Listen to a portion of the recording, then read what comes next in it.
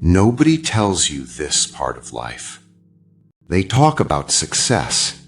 They talk about discipline. They talk about hard work.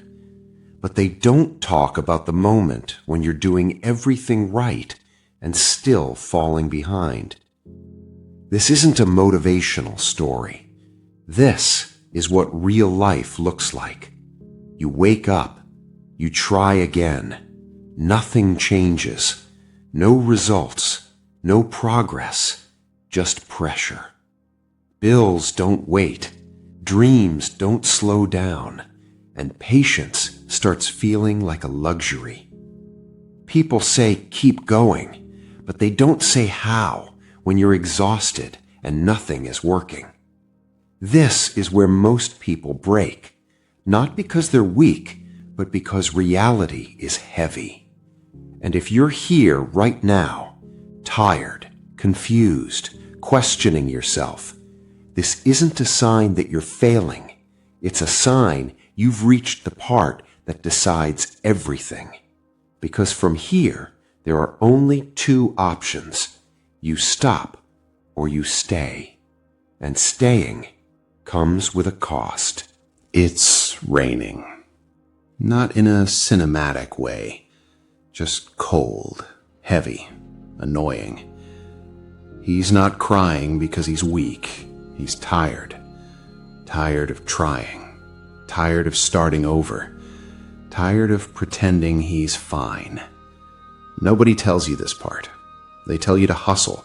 They tell you to stay positive. They don't tell you what it feels like when effort doesn't pay back. Bills don't wait. Dreams don't care. People stop checking on you.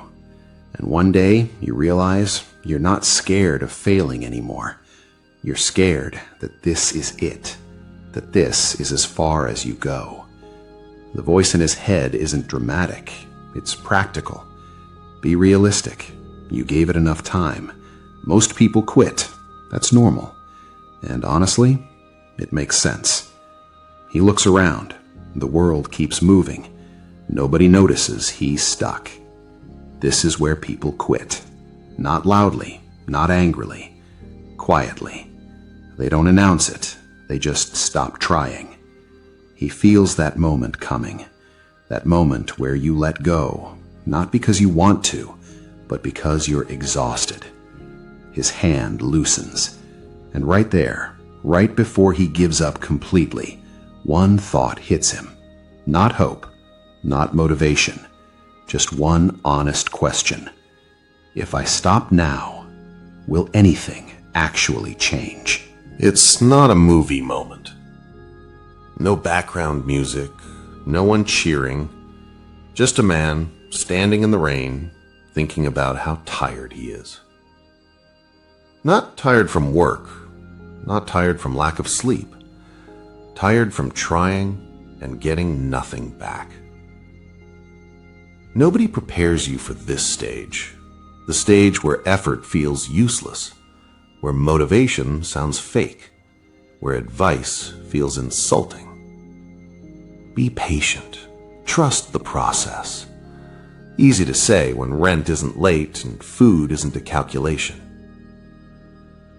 He isn't afraid of hard work. He's afraid that hard work won't matter. Because reality hits different when you've done everything right and still ended up behind. People moved on. Friends got busy. Messages stopped coming. Life didn't attack him. Life ignored him. That's what hurts. Quitting doesn't feel dramatic here. It feels logical, responsible, almost mature. He tells himself, maybe this just isn't for me. And that thought feels calm, dangerously calm. His shoulders drop, his grip loosens. This is the exact moment most people disappear. Not because they're weak, but because they're done. And just as he starts walking away, a thought interrupts him. Not motivation, not hope, just reality. If everyone quits here, what happens to the few who don't? He doesn't feel brave. He doesn't feel inspired. He just feels stuck. That question stays in his head, not loud, not emotional, just uncomfortable. If everyone quits here, what happens to the few who don't? He looks at his hands, same hands that applied, tried, failed, restarted. Same hands that are tired of beginning again. Nothing magical happens. The rain doesn't stop. Life doesn't give signs. This is what people don't show you. Success doesn't come with clarity. It comes with confusion, with doubt, with days where quitting feels smarter than continuing. He thinks about the people who made it, not the famous ones, the normal ones. They didn't look special. They just stayed longer than everyone else. That's it. Not talent, not luck. Time. And staying costs something. It costs sleep, pride, relationships. Most people don't fail. They run out of energy, run out of money, run out of reasons. He feels that emptiness too. And for the first time, he doesn't ask, "Can I win?" He asks something more honest. Can I last? He takes one step forward, not a confident step, not a strong one, just one. And that's when reality hits again. Staying means choosing this pain over a different kind of pain. He doesn't feel brave. He doesn't feel inspired. He just feels stuck. That question stays in his head, not loud, not emotional, just uncomfortable. If everyone quits here, what happens to the few who don't? He looks at his hands, same hands that applied, tried, failed, restarted. Same hands that are tired of beginning again. Nothing magical happens. The rain doesn't stop. Life doesn't give signs. This is what people don't show you. Success doesn't come with clarity. It comes with confusion, with doubt, with days where quitting feels smarter than continuing. He thinks about the people who made it, not the famous ones, the normal ones. They didn't look special. They just stayed longer than everyone else. That's it. Not talent, not luck. Time. And staying costs something. It costs sleep, pride, relationships.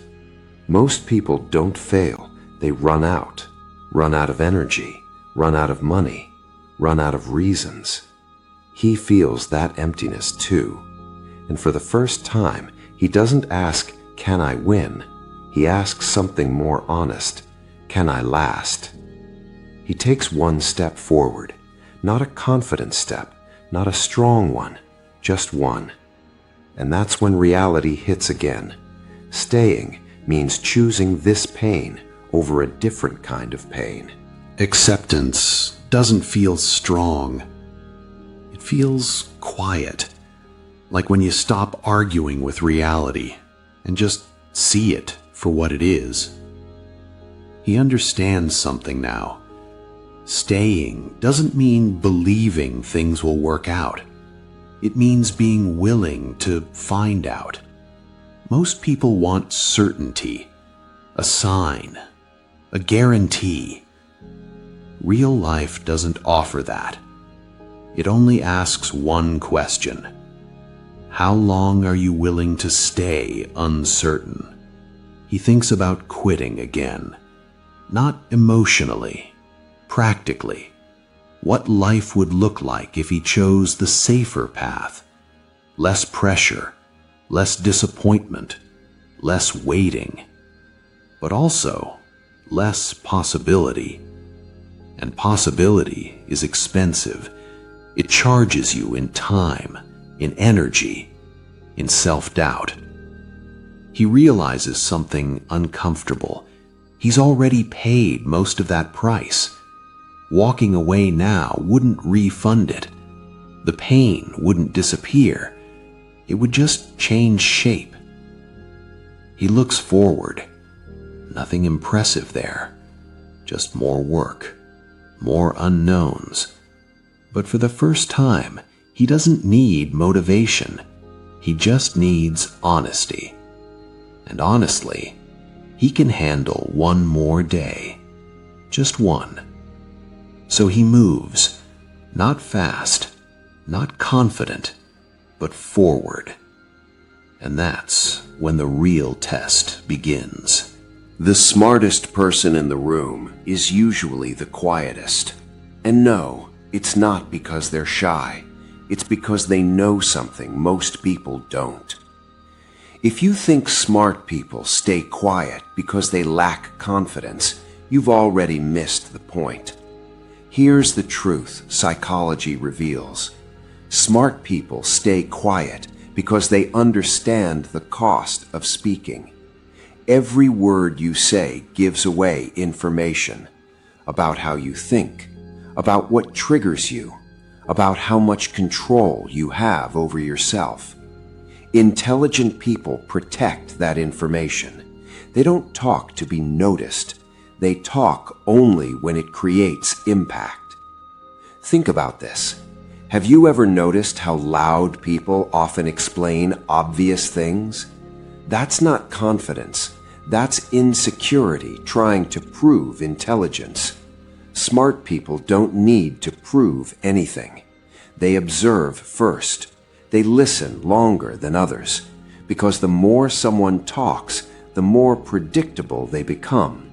And predictability is weakness. Here's a psychological fact most people ignore. The brain processes silence as authority. When someone speaks less but chooses words carefully, people automatically assign them higher intelligence. That's why quiet people often command respect without asking for it. Another reason smart people stay quiet: they understand emotional control. Most people speak to release emotion: anger, excitement, ego, fear. Smart people pause. They know reacting instantly feels powerful, but it actually hands control to the situation. Silence keeps power internal. Let me ask you something. Have you noticed how arguments usually escalate when both sides keep talking? Smart people exit mentally long before the argument ends. They know winning an argument rarely changes outcomes, but silence always protects energy. Here's where it gets deeper. Psychology shows that intelligent minds are constantly processing. They're running scenarios, outcomes, consequences. So before speaking, they ask themselves one question: does this need to be said right now? Most of the time, the answer is no. And that's not weakness, that's strategic thinking. Another hard truth: smart people don't speak in rooms where they're not being listened to. They understand that speaking without influence is just noise. That's why when they finally talk, the room goes quiet, because silence builds anticipation. People lean in when someone who rarely speaks finally opens their mouth. But this habit comes with a cost. Quiet intelligence is often misunderstood. People assume silence means confusion, or lack of opinion, or lack of strength. But in reality, it means selective engagement. Smart people save their voice for moments that matter. And here's the real psychological edge. Silence forces others to reveal themselves. While others speak freely, smart people gather data, patterns, motives, weaknesses.